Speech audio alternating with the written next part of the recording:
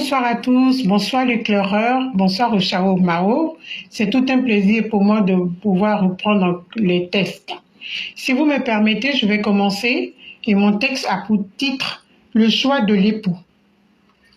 Dans les temps anciens, les parents de la future mariée étaient très impliqués dans le choix du conjoint de leur fille. Avait-il tort? Avait-il raison? L'histoire nous dira que oui. Pour preuve, l'histoire de Soulé de Paris. Soulé de Paris est né d'une mère originaire de Niakaramadougou et d'un père Traoré Mamadi, un Guinéen. Au départ, les parents de Irène voyaient d'un mauvais œil son idylle avec Mamadi.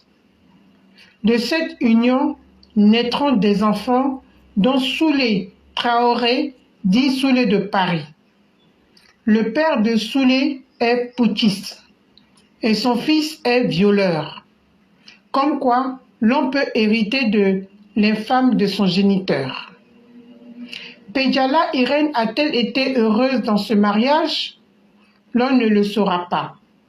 Mais une chose est sûre, la dame n'a pas le cœur à la fête d'une génitrice d'un Soulé de Paris.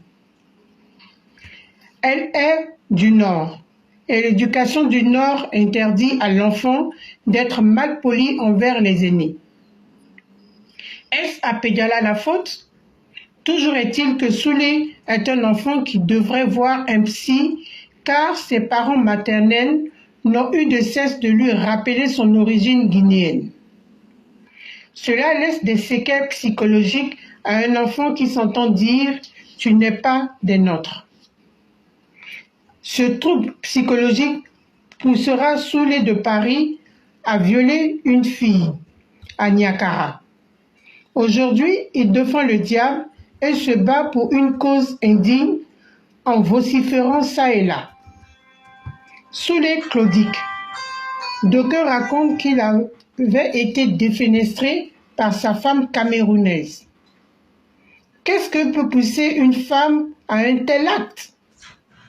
Mes chères sœurs, nous venons là de brosser le modèle d'une famille décousue qui prend sa source d'un mariage contesté et dont les enfants sont des laissés pour compte.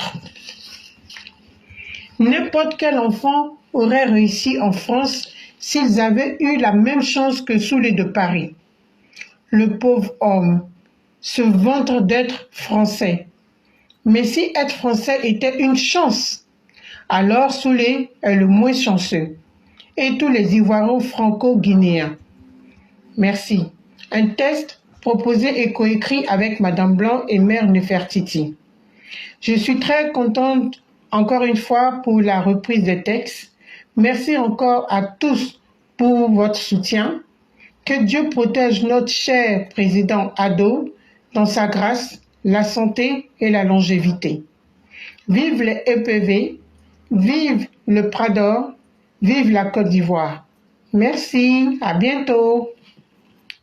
Vraiment, merci beaucoup. Merci infiniment, Mère Nefertiti. Merci pour ce courage. Merci pour cette belle voix. Merci pour cette belle analyse intellectuelle.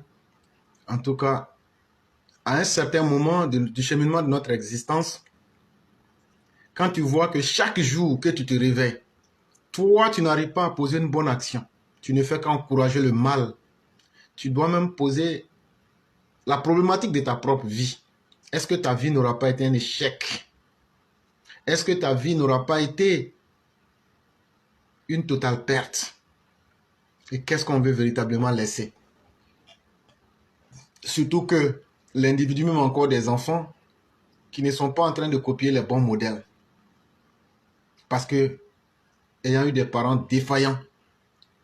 Et ça doit nous amener à réfléchir quant à ce que l'on pense laisser aux générations à venir. Ces vidéos qu'on fait là, on pense que c'est simplement, on vient s'asseoir, on parle. C'est notre vraie vie qu'on est en train de laisser là. Et demain, les gens vont nous juger en fonction. Et demain, si ce que tu as produit ne peut qu'abrutir davantage, on prendra ça pour juger vos enfants. Ah, c'est le père de... c'est son père qui faisait ça. C'est son père qui était comme ça. On ne peut pas dire qu'on est contre un pays On n'est pas obligé d'avoir la même obédience idéologique ou politique, mais on peut au moins avoir le bon sens.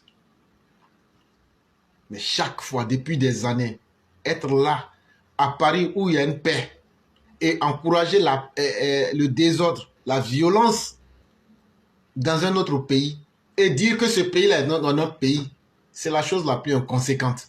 Parce que guerre que vous voulez là, guerre là, toi tu sais, tu peux dire, voilà ce que je veux, selon ton plan.